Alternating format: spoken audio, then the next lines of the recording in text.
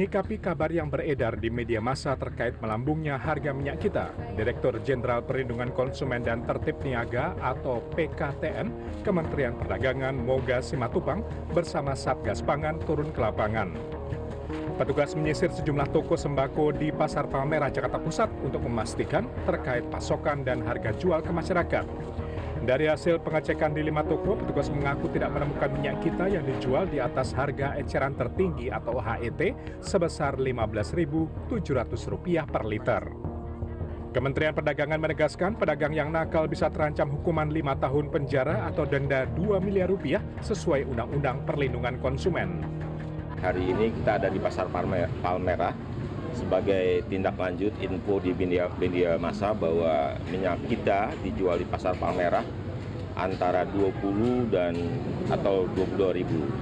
Kenyataan di lapangan setelah kita cek harga minyak kita di 5 toko yang kita kunjungin itu sesuai HET Rp15.700. Untuk itu saya mohon bantuan media ke depan kalau mendapatkan informasi atau sedang menggali informasi di pasar terkait harga minyak kita, tolong disebutkan nama tokonya sehingga kita akan melaksanakan perintah undang-undang.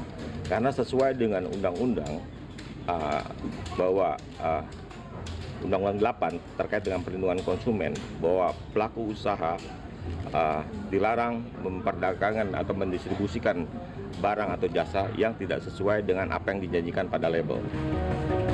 Di sisi lain, sejumlah pedagang mengeluhkan seretnya pasokan minyak kita dari distributor. Pengiriman yang hanya datang sepekan sekali membuat stok langsung ludes di serbu pembeli dalam waktu 1 hari. Pengirimannya nggak lancar, seminggu sekali. Seminggu sekali. Ya. Nah untuk kebutuhan toko Bapak biasanya ambil berapa Pak biasanya Pak? Ya nggak tentu lah. yang jelas nggak tidak memenuhi. Bapak biasa dapat berapa Pak barangnya, stoknya? 5 karton. Hanya 5 karton dalam seminggu? Iya. Biasanya habis berapa lama Pak? Hah? Habis berapa lama? Bisa baik yang nyari atau gimana Pak? Habis 1 hari.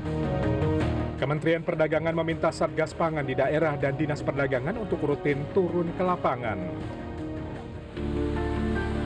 Melemahnya kurs rupiah terhadap dolar hingga menembus angka Rp18.000 per dolar Amerika terus berdampak pada sejumlah harga. Selain kedelai, kini harga obat-obatan medis juga mengalami kenaikan. Ini dipicu karena bahan baku obat masih banyak yang diimpor. Meski harga terus merangkak naik, kebutuhan masyarakat terhadap obat-obatan tidak dapat ditunda. Warga tetap membeli obat sesuai kebutuhan demi menjaga kesehatan dan melanjutkan pengobatan yang sedang dijalani.